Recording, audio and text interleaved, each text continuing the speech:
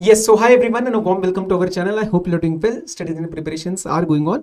अभी टाइम आपका बहुत इंपॉर्टेंट है, मैं ज़्यादा नहीं लूंगा. I will not take more than 8 to 10 minutes. फटाफट से एक बात सुन लो. आपके आईडीटी के पेपर में एक दो प्रेजेंटेशन के रिस्पेक्ट में और बात बताना चाह रहा हूँ. I have already covered one video on that, right, but ये पार्ट एक स्पेसिफिक एग्जाम्पल के थ्रू है. सो सिर्फ एक क्वेश्चन का एग्जाम्पल दे रहा हूँ. स्टूडेंट ने मुझे अपनी आंसर शीट भेजी थी कि सर इसमें मेरे नंबर क्यों कटे. And I told him, now I thought to share with you also. Telegram पे भी मैं पोस्ट कर रहा हूँ. सो यस, आ जाओ. ये क्वेश्चन नंबर 6 था आपके May 25 के अटेम्प्ट का. और ये जो क्वेश्चन नंबर 5 और क्वेश्चन नंबर 6 रहते हैं ना, 14 मार्कर और 14 मार्कर, 6th वाले में आपके पास चॉइस भी रहेगा. 28 में से आप 20 to 21 आराम से टारगेट कर सकते हो. सर इससे ज्यादा क्यों नहीं? मैं I am taking some assumption कि आपके 1-2 मार्क्स कटेंगे, वो एग्जामिनर नहीं देगा आपको full. Those things I am taking into consideration, but 20 आराम से टारगेट कर सकते हो. All you need is read the question very very properly, क्योंकि ये गलती बहुत बच्चों ने करी है May 25 में. सुनना, इसमें देखो फर्स्ट वाला पार्ट क्या कह रहा है. Power and procedure of authority of advance ruling and appellate authority of advance ruling with reference to section 105 and 106 of CGST Act. Now someone, if they have learned the section, they know what is to be quoted, but majority हम नहीं learn कर सकते. खासकर sir इतने सारे subject में ऊपर से ये वाला चैप्टर, चलो इसके हमें सेक्शन नंबर नहीं याद. एक बार देखो क्या लिखा है, power and procedure of authority, मतलब अथॉरिटी कैसे काम करती है. एंड पहले फोकस में आपको समझ आ जाएगा सर पावर के बारे में लिखना है, मतलब सिविल कोर्ट के जो पावर्स इसके पास दी जाती है, examination, attendance on oath, commissions, witnesses, वो सारी बातें इसके अंदर पहले आनी चाहिए. और कहीं ना कहीं हम प्रोसीजर देख के ना कंफ्यूज हो जाते हैं. क्यों कंफ्यूज हो जाते हैं? We start quoting procedure of obtaining the ruling. No, there is a difference. अब सर मटेरियल आप देखोगे तो उसमें हेडिंग क्लियर है, पावर्स एंड प्रोसीजर, और ऊपर वाला अलग है, procedure of obtaining the ruling और procedure of filing an appeal. So you don't have to quote procedure of obtaining the ruling और procedure of obtaining the appeal, क्योंकि वैसा लिखा होता कि how to what is the procedure of obtaining the application and this is the issue. So you don't, sometimes क्या होता है, हम एक वर्ड देखते हैं और एकदम से शायद वो प्रेशर के अंडर, तभी मैं आपको आज पहली बता रहा हूं कि उस टाइम 1 मिनट मेरे लिए 1 मिनट और लगाना, एक बार क्वेश्चन को दोबारा रीड करना, क्योंकि क्वेश्चन 5 और 6 में क्वेश्चन रीडिंग की वजह से मार्क्स लूज होते हैं. I don't want that. I just want कि आपके इस वाले 28 वाले मार्कर में आपके out of 28 we are able to get 20, 21, 22 marks. फिर बाकी एमसीक्यूज, बाकी क्वेश्चन 1, वो करके आप आराम से 70-75 का target you can cross it. अब इस स्टूडेंट का मैं आपको दिखाता हूं, बहुत अच्छे से इसने सबसे पहले कोट किया सिविल कोड के पावर्स. सी स्टेप मार्किंग कैसे मिली है, टिंग टिंग टिंग टिंग, मिल गए number. Step marking point of view से उसको सिविल कोड की पावर चाहिए थे. आगे का क्या लिखा, procedure for applying the advance ruling. अरे पूछा नहीं है, बच्चे का टाइम गया इतना सब अच्छे से लिखने में, हैंडराइटिंग बहुत प्यारी है तो आराम आराम से, मतलब प्रॉपरली लिखा है बच्चे ने. Procedure for applying the advance ruling. आगे क्या लिखा है, examination 90 days, application is rejected, opportunity of being heard. फिर procedure for applying for appeal. कितना टाइम लगाया बच्चे ने? कम से कम 3 मिनट तो लगाए होंगे, 4 मिनट तो लगाए होंगे. उसके अंदर कुछ और अच्छे से अटेम्प्ट हो जाता. And they are not interested. Cut cut. ऊपर वाले का कहीं पे भी आपको यहाँ पे ग्रीन टिक नहीं मिलेगा. ये एग्जामिनर जिसने चेक किया, ये अच्छे से चेक किया है, मतलब ठीक है, ऊपर ऊपर से नहीं किया है. और उसके वजह से इसके 6 में से आए 4. अगर ये नहीं लिखता तो शायद 5 भी आ जाते, शायद 6 भी आ जाते. चलो एक नंबर नहीं देते, ठीक है, 5 आ जाते तो एक नंबर बढ़ जाता और मेन मतलब टाइम बच जाता. So this is your first learning. अब मैं आपको ये नहीं कह रहा आप सारे टॉपिक्स दोबारा देखो, हेडिंग क्या है क्या नहीं है, सेक्शन क्या, no, just read once more. 1 minute और लगा के क्वेश्चन को आराम से देखना, और वो टाइम जो आपका लगेगा ना एक्स्ट्रा, उसकी वजह से आपको क्लैरिटी रहेगी व्हाट यू आर कोटिंग, और अननेसेसरी टाइम नहीं जाएगा. ठीक है, क्योंकि इसका पहला सवाल था सर मुझे 4 क्यों मिले, 2 नंबर क्यों काटे, थोड़ा सा अलग गया ये.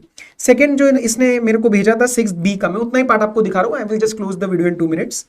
Right a short note on assessment of non filer of returns under section number 62. 4 mark का है. मुझे बताओ सेक्शन 62 सोचते आपके दिमाग में सबसे पहले क्या आता है? लीगल लैंग्वेज छोड़ो सर, 73, 74 नॉट विथ स्टैंडिंग उसको छोड़ो, क्योंकि एज अ स्टूडेंट हम सब कुछ नहीं लर्न करते.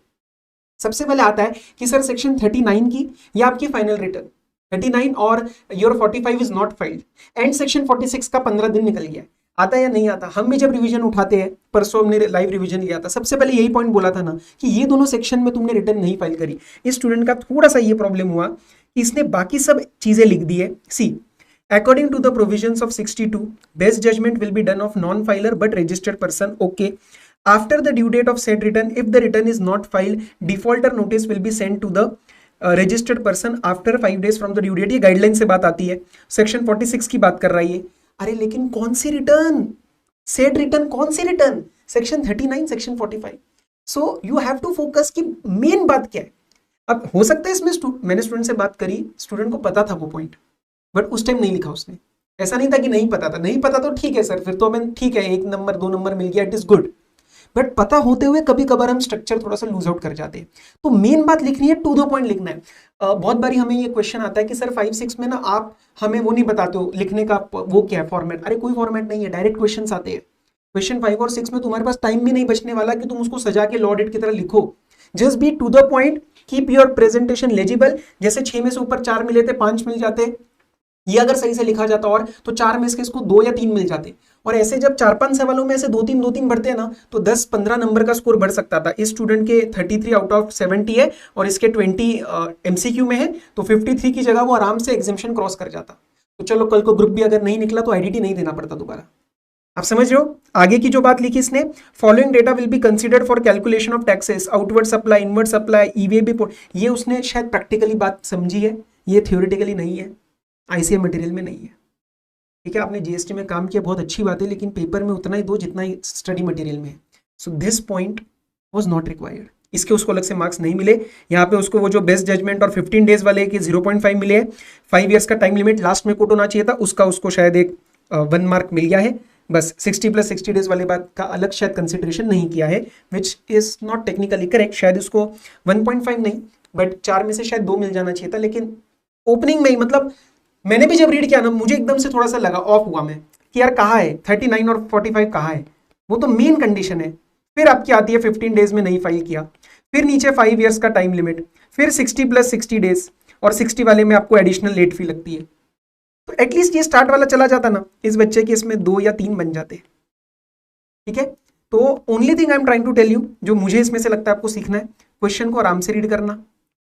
ठीक है, क्वेश्चन रीडिंग में आप जो प्लान करते हो उससे आधा मिनट 1 मिनट मेरे लिए, खासकर लास्ट वाले थ्योरी में, in fact everywhere he, but last वाले में भी पे अटेंशन। वो थ्योरी लगता है लेकिन उसमें भी कुछ कभी कभार छुपी हुई चीजें रहती है। दूसरा, टू द पॉइंट आंसर्स लिखो और पेपर कंप्लीशन पे ज्यादा ध्यान दो। पेपर कंप्लीशन होएगा तो आपके चांसेस बढ़ते हैं। कभी कभार एक सवाल को परफेक्ट लिखने के चक्कर में you invest a lot of time and शायद उससे डिफरेंशियल बनेगा 1 मार्क का, बट उसकी जगह 1-2 अटेम्प्ट करोगे तो 4 में से 2-3, 6 में से 4-5, तो वो आपका ज्यादा डिफरेंशियल बनता है, डेल्टा बड़ा होता है अपना मार्क्स का। एंड इस तरीके से 75+ का टारगेट आप इजीली अचीव कर सकते हो। ठीक है, so read the question properly, read the headings properly, know what is being asked, and बस यही मुझे छोटा सा एग्जांपल आपको देना था। कोई बहुत बड़ा वीडियो नहीं था, और इसका मैं टेलीग्राम पे भी पोस्ट करूंगा। प्लीज टेलीग्राम पे अपडेटेड रहना। ऐसी बहुत सारी छोटी छोटी चीजें, मैं रोज यूट्यूब वीडियो नहीं बना पाऊंगा क्योंकि अब शायद यूट्यूब वीडियोस बड़े टारगेटेड रहेंगे कुछ आईडीटी शॉर्ट्स के रिस्पेक्ट में, जो आप देखोगे 1.5 दिन में। तो वो चीजें आपको टेलीग्राम पे मेंटेन करनी है, आपको टच में रहना है आईडीटी के, वो काम मेरा है टेलीग्राम के थ्रू। तो please join that, it is available in the description. ठीक है, चलो बाय बाय, टेक केयर।